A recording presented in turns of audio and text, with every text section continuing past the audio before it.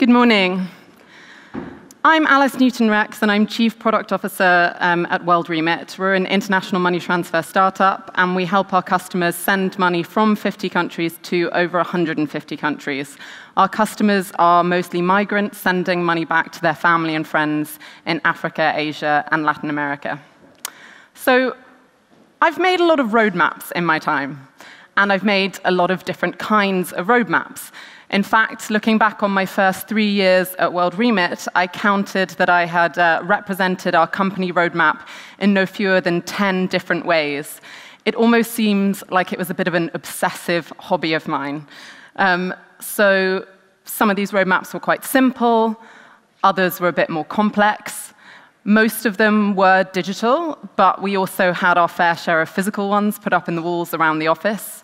Some of them were basically just kind of fancy-looking Gantt charts, but others were nice and round.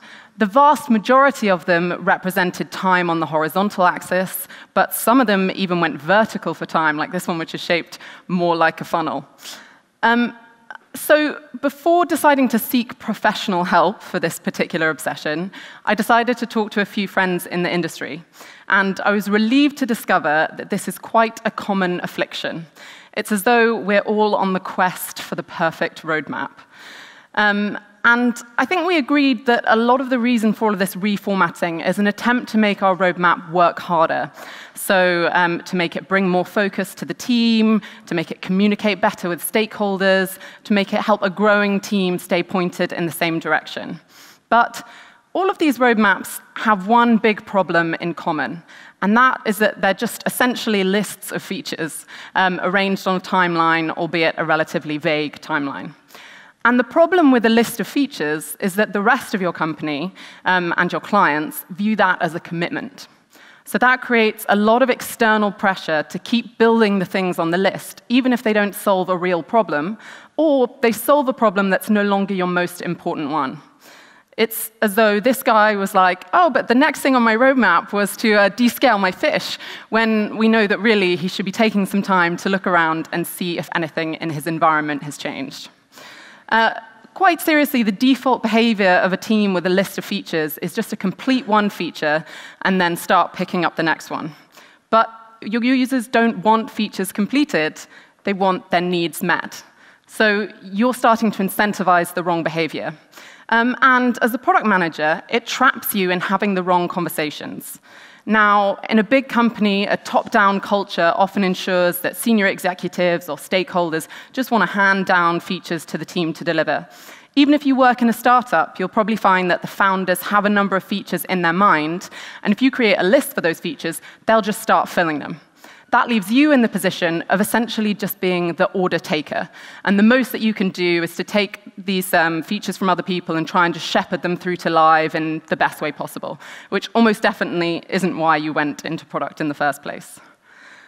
The other problem is it can put you in a position where you win the battle, but you lose the war. So picture this, it's the end of the year, and you're standing in front of your executive team, explaining to them that you delivered every feature on your roadmap within the time estimate that you'd allocated for it. Now, leaving aside how completely implausible that is, even if that were the case, you might still find that your management team is shouting back at you that all the metrics they care about are going in the wrong direction. Perhaps the features you had committed to didn't deliver what you thought they would, but you carried on doggedly delivering them anyway. So we have to stop defining success in a way that can incorporate failure. One of my most frustrating professional experiences was galvanizing our whole product and engineering team to work together on one feature that was intended to save tens of thousands of pounds for the business every month. Sounds great, right? We started working on it, and as often happens, various unexpected things came up, and it ended up taking months more to deliver than we thought it would. By the time it was ready to launch, we found that our finance team had been able to make that same saving by creating a strategic partnership in the affected market. We never even turned that feature on. But if we'd been completely focused on the outcome from the beginning rather than just shipping the feature, then we could have saved all that wasted engineering time, and I need hardly say the negative morale impact that came with not turning that feature on. So how do we get there? How do we start having the right conversations? Well, We need to say no to features, and we need to start talking about problems. We need to start talking about outcomes. If your team is successful, what will the world look like next year? How will your users feel? What will your users be able to do? In practice, this means that each team needs to commit to an outcome, not to a roadmap of features over a given time period. Now, like all good goals, that outcome should be something that's measurable, and it has to be something that the user and the business recognize as valuable. It can't be so small or partial as to be meaningless. A bad goal would be something like the user sees more marketing messaging, because that doesn't deliver any value to the user themselves, and it doesn't even directly move a business metric. A much better goal would be something like users should be able to sign up in half the time that they can do now. So in the old world, perhaps your product manager with this kind of a goal would have committed to a roadmap of features up front that they thought might deliver this. In this case, maybe it would be social sign-on, Touch ID, UX improvements to the sign-up form. But when you're really focused on the outcome, the whole team can own that problem. And they can start coming up with ideas and coming up with hypotheses to test.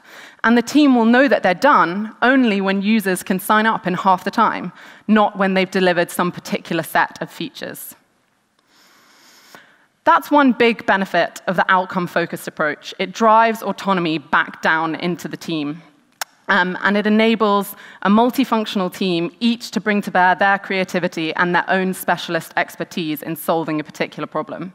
Now, it's become very popular to conduct a discovery phase at the beginning of an initiative, but I think that if you're conducting discovery on a particular feature, then you've already narrowed the problem space too much, and you have to start conducting your discovery on the outcome that you're trying to achieve.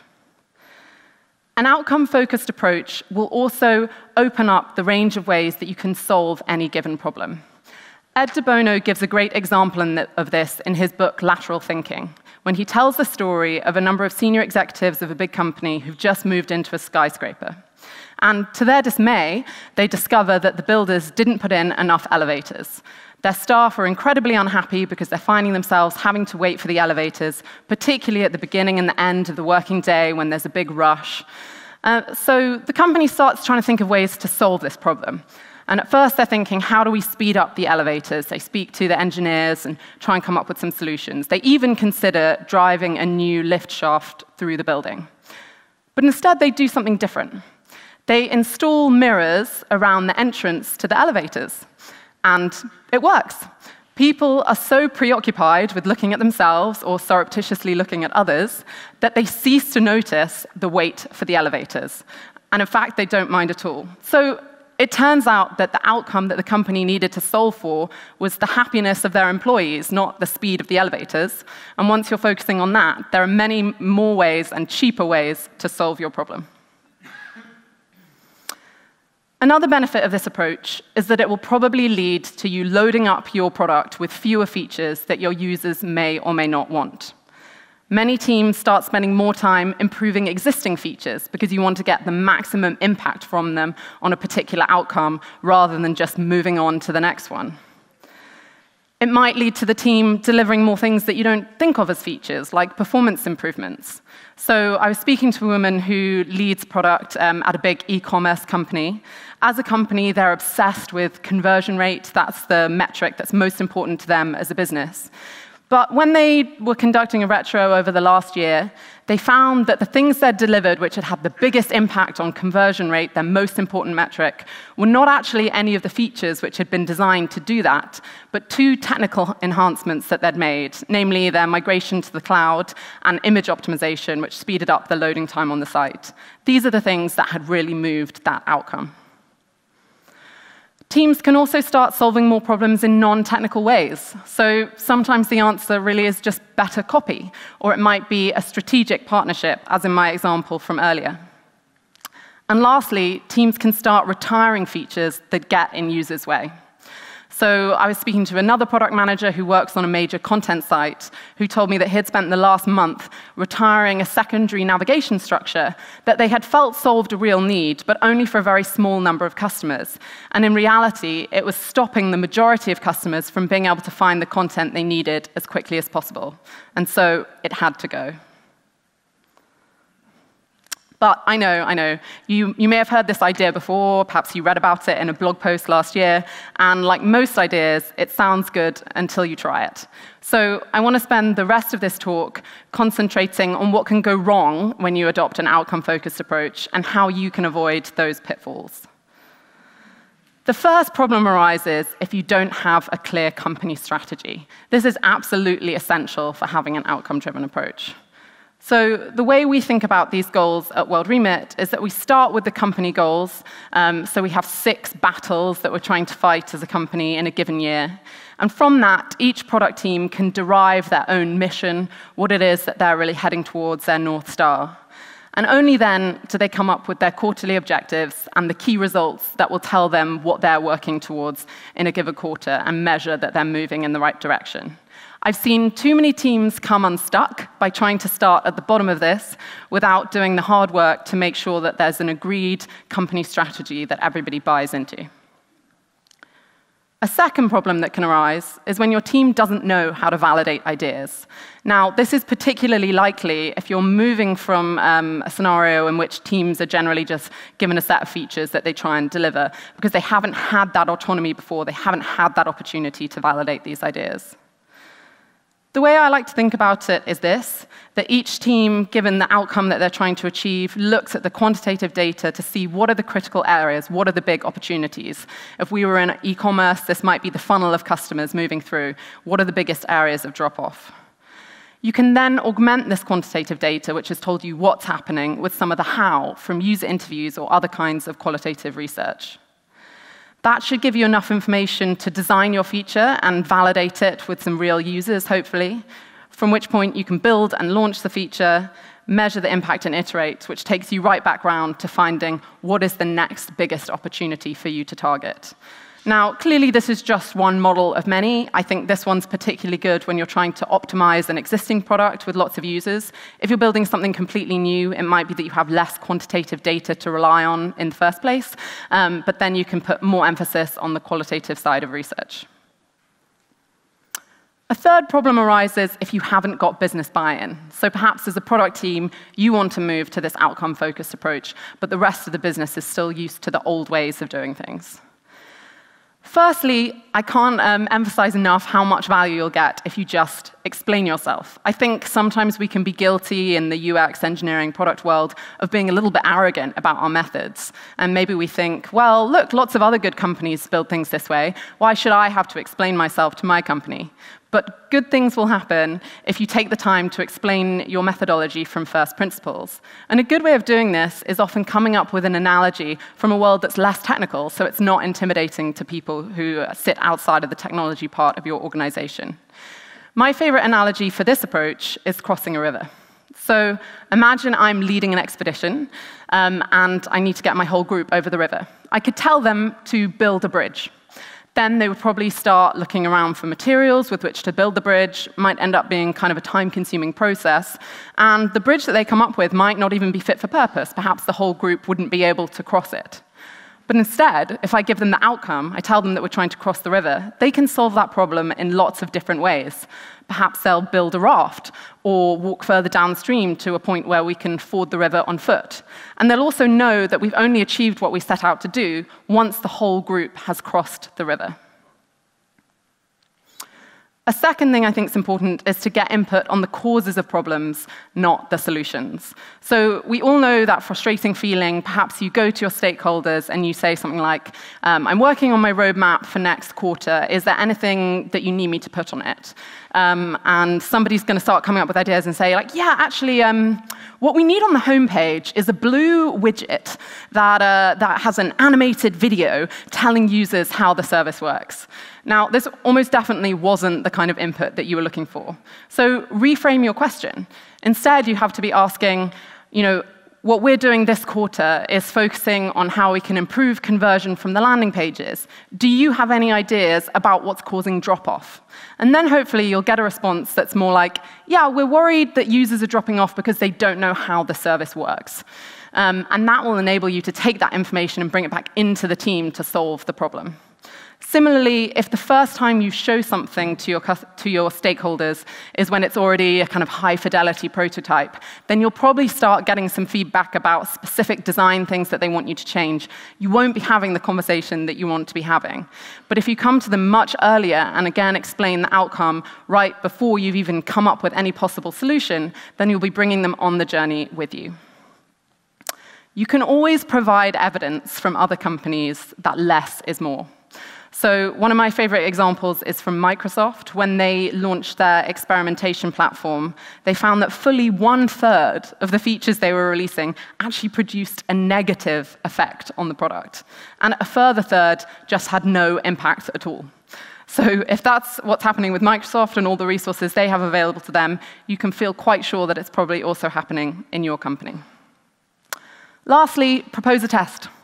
If you can't get a stakeholder to budge on a particular solution that they're really focused on, then try and formulate that solution as a test relative to the outcome that you're trying to achieve. So again, you're bringing them back to having the right conversation. There is almost always a cheap way to test something and validate whether it's really a good idea. Even if you've got your business buy-in, you might find this problem, which is that teams' work seems to overlap. So if you were creating a feature-based roadmap, it's pretty easy to make sure that teams aren't working on the same areas. It's quite discrete. Perhaps you've even targeted in the past having people work on areas that are collectively exhaustive but mutually exclusive. That gets a bit harder when you're talking about outcomes. It might be that two teams want to deliver the same feature because they both think it's going to affect their outcome. So the way I like to think about this is that the first person to the problem gets to own it. The first team for whom that's the next piece of work to get them further towards their outcome should pick it up and run with it. Of course, it's even harder if teams are working on things that are actually in conflict. So it might be that a feature that's designed to reduce the fraud on your platform is also going to bring down the conversion rate. Those are the times when you need to have strong relationships within your product team so that you can come together, negotiate, and see the bigger picture for the product overall. And lastly, perhaps there still seems to be other work. So maybe that's bugs, tech debt, or unforeseen work. It's a pretty common solution to this issue is to reserve some portion of each sprint to focus on these different things, maybe 20%. But my experience of the outcome-focused approach is actually that once you start thinking about what you're trying to achieve, then these things don't feel like impositions that are thrust into a roadmap you otherwise had lined up. In fact, they're probably something that will help you get towards that outcome. If a bug is preventing your users from achieving what you want them to, then of course you want to fix that. If something unforeseen comes up but that's really going to advance the outcome, then you'll be able to pick that up much more easily, and even tech debt too. Which brings me back to that roadmap. So now that I've spoken to you about what some of the benefits of adopting this outcome-driven approach are and how to avoid some of the common pitfalls, it's probably time to admit that you might still need a roadmap. So, especially for things that are going to be delivered in the short term, there are probably other teams who are dependent on you and need to know roughly when they're going to land. Perhaps your PR team is hoping to do a big launch for a feature that you're working on. And an indicative roadmap is just reassuring to people that you have an idea of where you're going. But you need to change the mindset which views it as a commitment and which makes shipping features become more important than delivering outcomes. And so I think it helps to remind people that our metaphors are broken. I know it sounds obvious, but you can only draw a roadmap for a place that has roads. So this is Google Maps. It's showing me how to get between Bromley and Victoria. It's telling me every road and every turn that I'll need to go on. It's even giving me what hopefully is a pretty good estimate about how long it's going to take, 1 hour and 4 minutes in this case. But most of the work that technology companies are doing at the moment doesn't look like this. You're exploring unknown lands. You probably know where you are now, and you know where you want to get to. That's your outcome. But there's no established route to get from one place to the next. So you just have to set out. And if you've got the right metrics in place and you're measuring yourself, then hopefully you'll find out if you're going off in the wrong direction and you'll be able to course correct. And quite quickly, you might be able to iterate towards that outcome. But you could only draw the roadmap of how you did it in hindsight. And that's why we need to change the conversation. We need to say no to features, and we need to focus on those outcomes. Thank you very much.